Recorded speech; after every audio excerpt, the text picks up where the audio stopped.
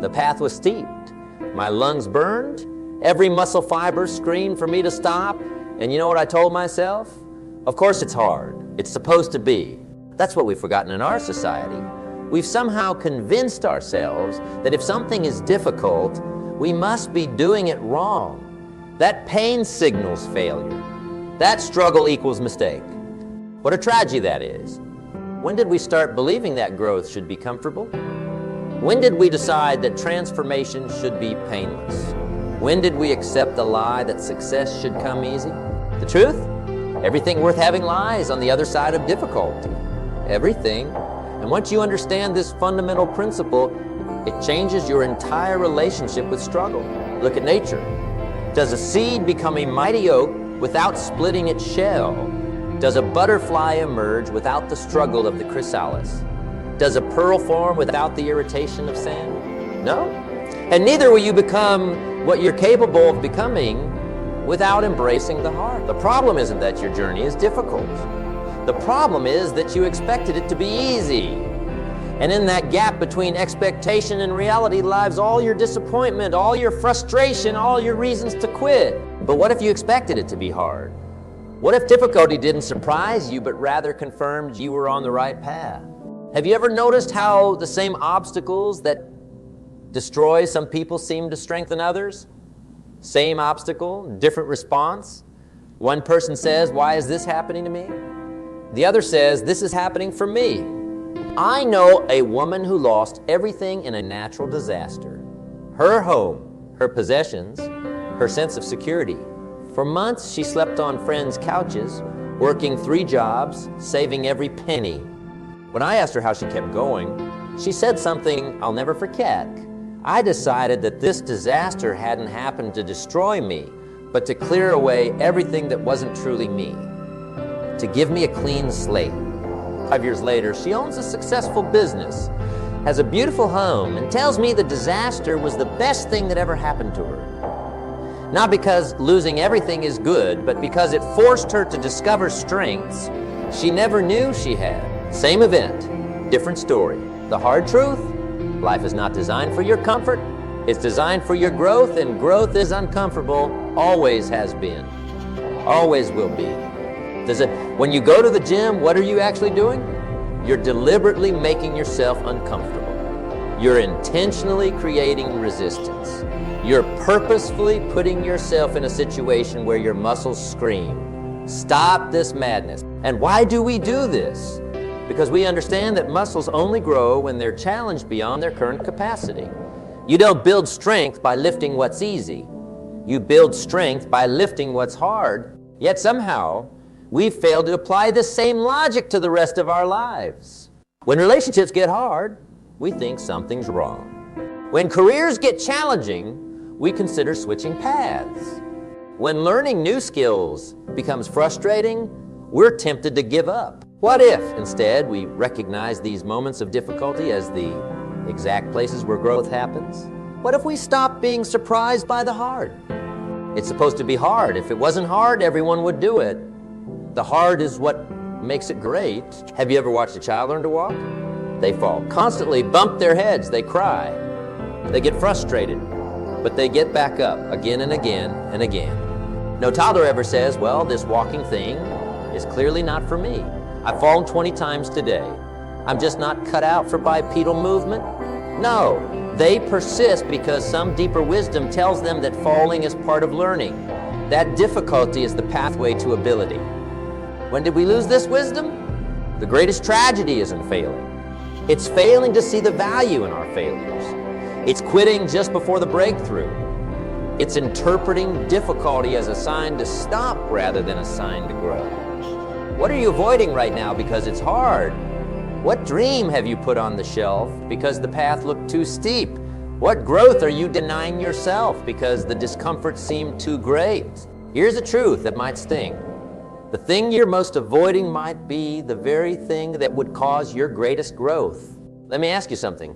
Have you ever been through something incredibly difficult and looking back realized it made you who you are? Has struggle ever been your greatest teacher? Has pain ever led to wisdom you couldn't have gained any other way? For most of us, the answer is yes. Our hardest experiences often become our defining moments. Our greatest struggles frequently yield our deepest insights. Our most painful failures commonly precede our most significant breakthroughs. So, why do we keep resisting the hard? I think it's because we've confused difficulty with impossibility. We've mistaken challenge for defeat. We've interpreted struggle as evidence that we're on the wrong path, when often it's evidence that we're exactly where we need to be. Consider the butterfly again. If you find a chrysalis and in a misguided attempt to help, cut it open to free the butterfly, you doom it to death. Why? Because the struggle to emerge from the chrysalis is what forces fluid into the butterfly's wings, giving it the strength to fly. Without the struggle, there is no flight. The same is true for us. Without resistance, there is no growth. Without challenge, there is no strength. Without difficulty, there is no transformation. Now, I'm not suggesting we seek out unnecessary suffering or create pointless hardship. I'm not advocating for struggle as an end in itself. What I am saying is that when difficulty arises, as it inevitably will, we can choose to see it differently. Instead of asking, why is this so hard? Ask, what is this teaching me? Instead of wondering, how can I avoid this difficulty? Consider, how can I grow through this difficulty? Instead of thinking, this shouldn't be happening. Recognize this is happening, and I can use it.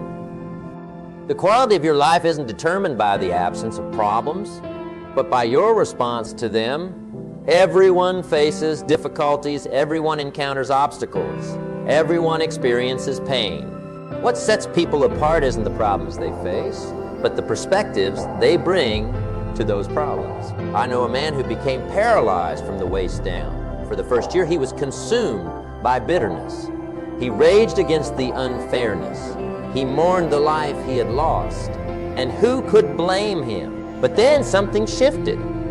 He decided that while he couldn't choose his circumstances, he could choose his response. He began focusing not on what he had lost, but on what he still had. Not on what he couldn't do, but on what he could do.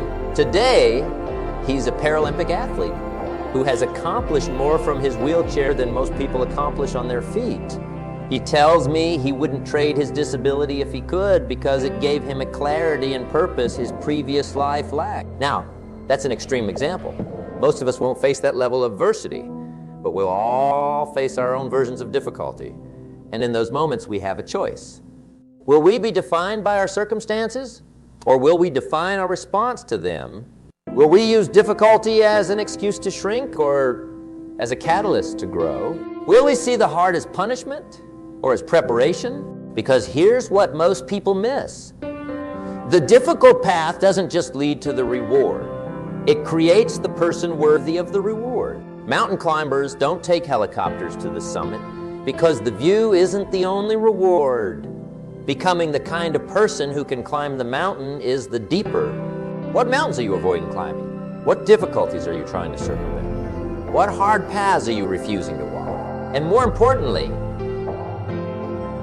what a version of yourself are you never becoming as? The ancient Stoics had a practice called premeditatio malorum, the premeditation of evils. They would deliberately imagine worst-case scenarios not to induce anxiety, but to prepare themselves mentally for difficulties. They understood that being shocked by difficulty weakens us, while anticipating it strengthens us. Today I will face challenges that test my patience. Today I will encounter people who misunderstand my intentions. Today I will have opportunities to take the easy way out. By anticipating these difficulties, they weren't being pessimistic. They were being prepared. They were acknowledging that life is hard by design and that mental preparation is half the battle. What if you woke tomorrow expecting challenge? Not dreading it, not fearing it, but anticipating it as the natural order of growth. How would that change your response when difficulty inevitably arrives? We live in an age of unprecedented comfort. With a few taps on a screen, we can have meals delivered, questions answered, entertainment provided. We've engineered much of the natural difficulty out of daily life. And yet, rates of depression, anxiety, and dissatisfaction have never been higher. Could it be that in removing necessary struggle, we've also removed necessary growth? In eliminating beneficial resistance, have we also eliminated beneficial strength? I'm reminded of an experiment where scientists created a perfect environment for plants to grow. Ideal temperature, perfect moisture, optimal nutrition, no pests. Know what happened? The plants grew quickly at first, but then became weak and spindly. Without the stress of wind to strengthen their stems, without the challenge of seeking water to deepen their roots, they failed to develop the resilience needed for long-term survival. When transplanted outside, they quickly died. Many of us are like those plants, raised in environments so focused on comfort and convenience that we failed to develop the internal resources needed to thrive in a world that is, by its very nature, challenging. This isn't about glorifying suffering.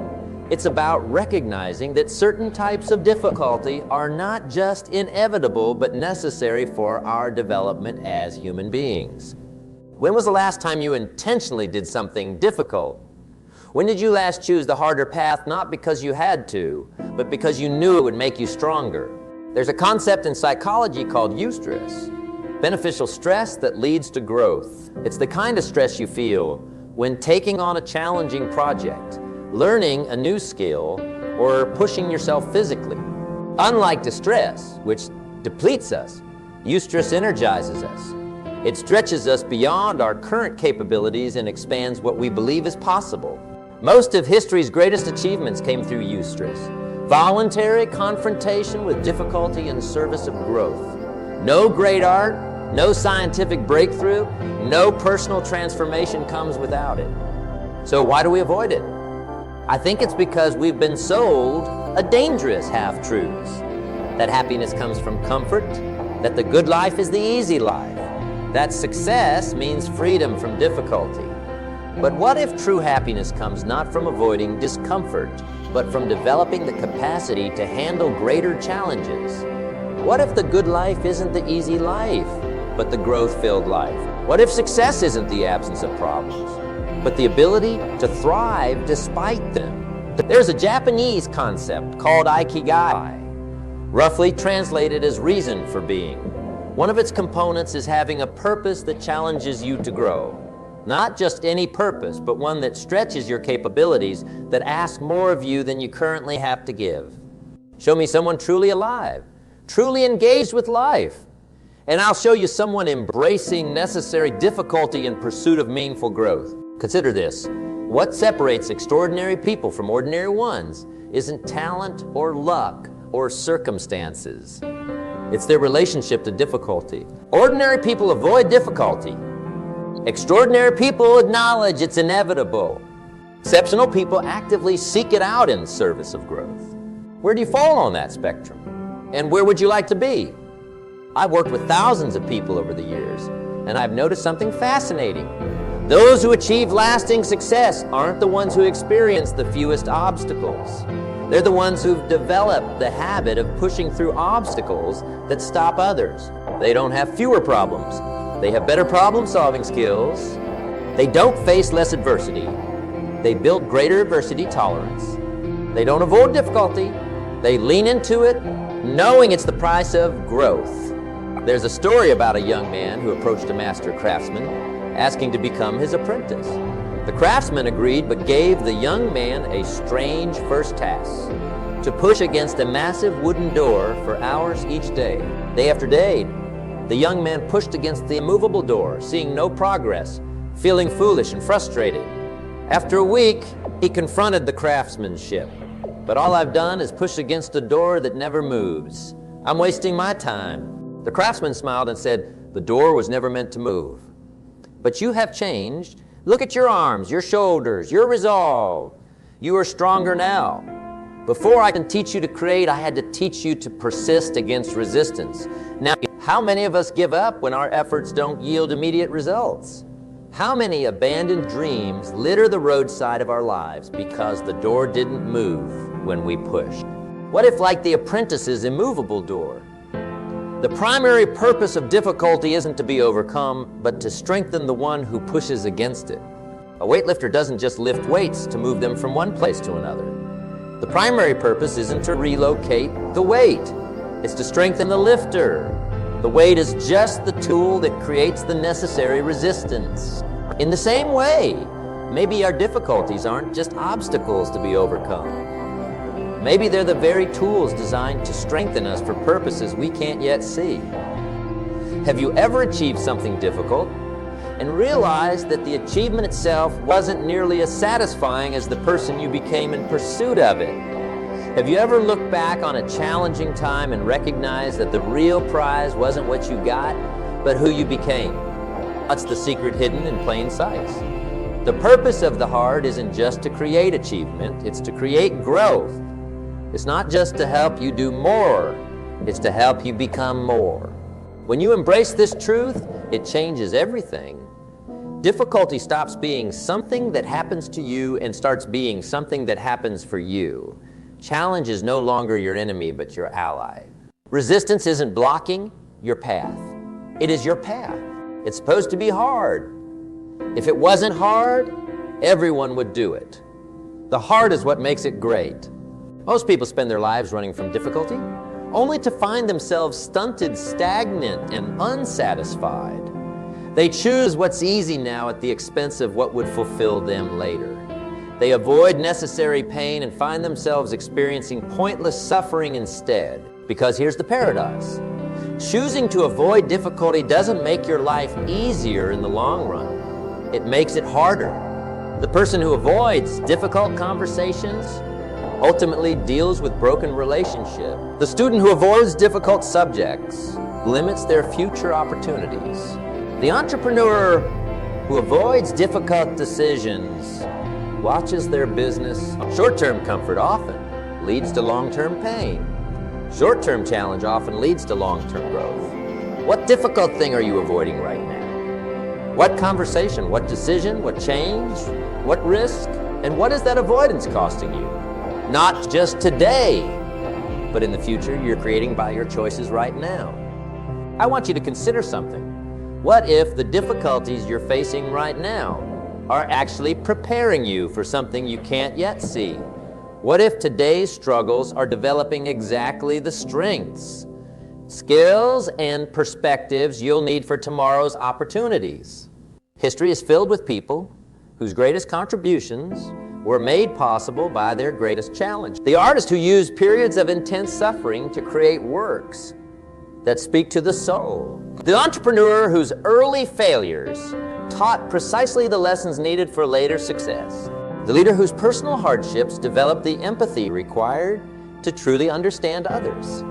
In each case, difficulty wasn't just an obstacle to overcome. It was the essential. This perspective doesn't make hardship easy, but it does make it meaningful, and meaning makes suffering bearable in a way that nothing else can. When you believe your struggles have purpose, that they're not just random misfortunes, but preparation for something significant, what pearls are your difficulties creating in you? What beauty might be forming precisely because of your pain? Here's a thought that might change how you view the challenges in your life. What if we stopped asking, why is this happening to me? And started asking, what is this developing in me? Patience, resilience, compassion, creativity, determination. These qualities can't be purchased or inherited. They can only be developed, and difficulty is their development ground. You know, we often envy people who seem to have easy lives, but spend time with those who've had everything handed to them, who've never faced significant challenges, and you'll often find people who are easily frustrated, quickly discouraged, and strangely empty. Meanwhile, those who've overcome meaningful difficulties often possess a quiet strength, a depth of character, and a genuine appreciation for life that can come no other way. Which would you rather have? The easy life or the meaningful one? The comfortable path or the one that makes you more than you currently are? Make no mistake, I'm not suggesting you seek suffering for suffering's sake. I'm not advocating difficulty as an end in itself. What I am saying is that when difficulty finds you, as it inevitably will, your relationship to that difficulty will determine whether it destroys you or develops you. The Stoics had another practice worth mentioning. They didn't just prepare themselves for difficulty. They practiced voluntary discomfort. They would occasionally sleep on hard floors, go without food, or expose themselves to cold. Not to punish themselves, but to reduce their fear of discomfort and increase their confidence in their ability to handle whatever life might bring. In our comfort-obsessed culture, this sounds strange. Why would anyone choose discomfort? But consider, the person who has practiced fasting doesn't panic when food is scarce. The person who has practiced living with less doesn't fear financial setbacks. The person who has pushed through physical challenges doesn't crumble at the first sign of fatigue. Voluntary discomfort builds psychological strength just as surely as weight training builds physical strength. Both prepare you to handle heavier loads in the future. What small discomforts might you voluntarily embrace to build your difficulty tolerance? What challenges might you intentionally take on, not because you have to, but because you choose to grow? Perhaps it's as simple as taking the stairs instead of the elevator. Maybe it's fasting for a day. Perhaps it's tackling that project you've been avoiding or having that difficult conversation you've been postponing, whatever it is. And each time you choose the difficult path when you could have chosen the easy one, you're building the mental strength needed for the challenges that matter most. Because life will test you. That's not pessimism. It's reality. And when those tests come, they won't ask if you're ready. They'll reveal whether you've been prepared. The time to build strength is before you need it. The time to develop resilience is before it's tested. The time to embrace difficulty is now on your terms, so that when difficulty embraces you on its terms, you're equal to the challenge. You see, there's a difference between choosing difficulty and having it thrust upon you. Both can lead to growth, but the former builds confidence while the latter tests it. Both are valuable, but only one is fully within your control. What difficulties are you currently choosing to face? What challenges are you voluntarily embracing? What resistances are you intentionally pushing against? Your answers reveal much about the person you're becoming. Because here's the truth: comfort is a wonderful servant, but a terrible master. As a temporary respite, it refreshes us. As a life goal, it diminishes us. The soul craves growth more than it craves comfort, purpose more than it craves pleasure, meaning more than it craves ease. When we organize our lives around avoiding difficulty rather than embracing purposeful challenge, we end up with lives that are easy in all the ways that don't matter and hard in all the ways that do. We get what we optimize for. If we optimize for comfort, we get comfortable stagnation. If we optimize for growth, we get uncomfortable progress. Which would you rather have? I'll tell you this. I've never met anyone who regretted the difficulties that made them stronger, wiser, more capable. I've never heard anyone say, "I wish I'd taken the easier path that would have left me weaker and less developed." What I have heard time and again are the regrets of those who avoided necessary challenges, who chose comfort over growth, who took the path of least resistance only to find themselves resistant to life's greatest possibilities. Don't be one of them. Embrace the difficult, lean into the challenging. Choose the hard road not because you're a masochist, but because you're committed to becoming all you're capable of becoming. Remember, it's supposed to be hard. If it wasn't hard, everyone would do it. The hard is what makes it great. The hard is what makes you great. And in the end, that's what matters most. Not what you achieve, but who you become in the achieving. Not what you acquire, but who you are in the acquiring. Not what you accomplish, but who you are in the accomplishing. Because long after the achievements fade and the accolades are forgotten, the person you became through embracing difficulty remains. So let me ask you this. What difficulty will you choose today? What challenge will you embrace? What resistance will you push against? I want to share something powerful with you. Throughout human history, from the building of the pyramids to the exploration of space, every meaningful achievement has come with a cost. Every significant breakthrough has required sacrifice. Every lasting legacy has demanded persistence through difficulty. Think about the moments in your own life when you felt most alive, most proud, most fulfilled. Were they moments of ease and comfort? Or were they moments when you pushed through difficulty to accomplish something meaningful?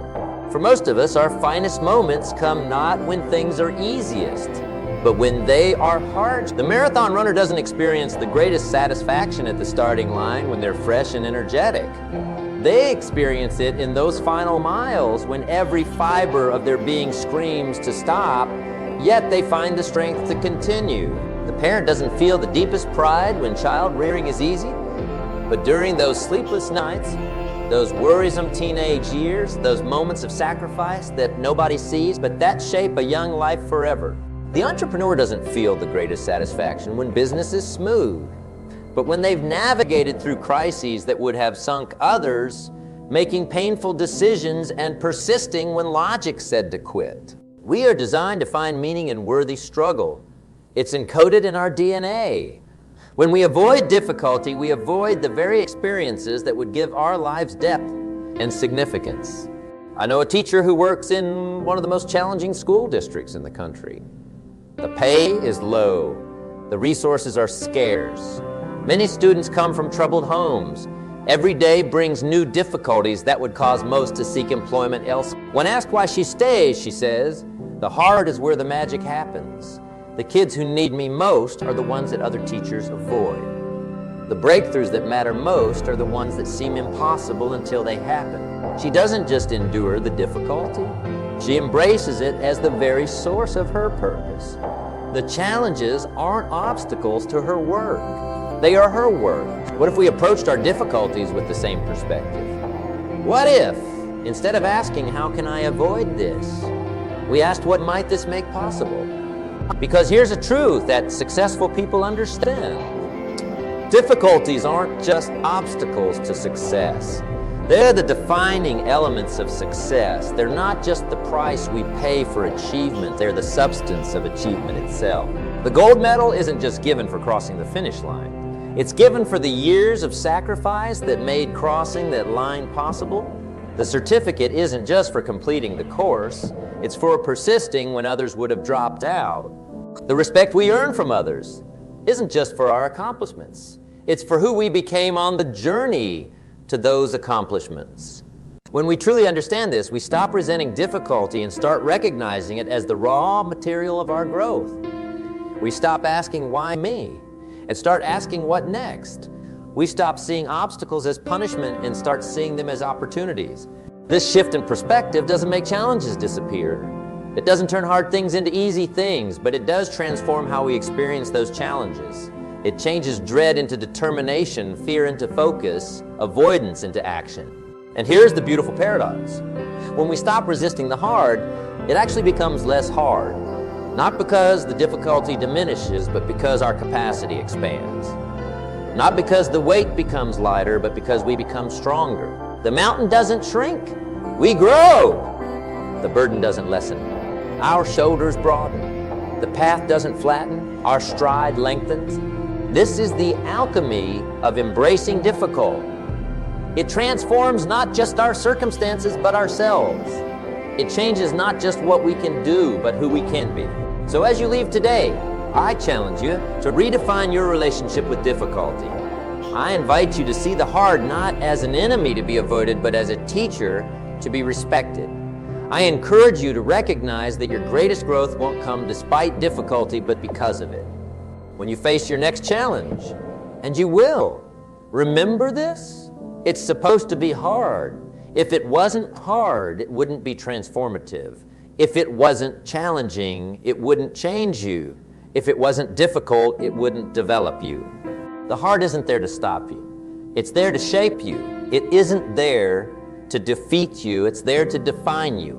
It isn't there to diminish you. It's there to develop you. Your answer to difficulty won't just determine what you do. It will determine who you become. Choose wisely. Choose courageously. Choose the hard that makes you great.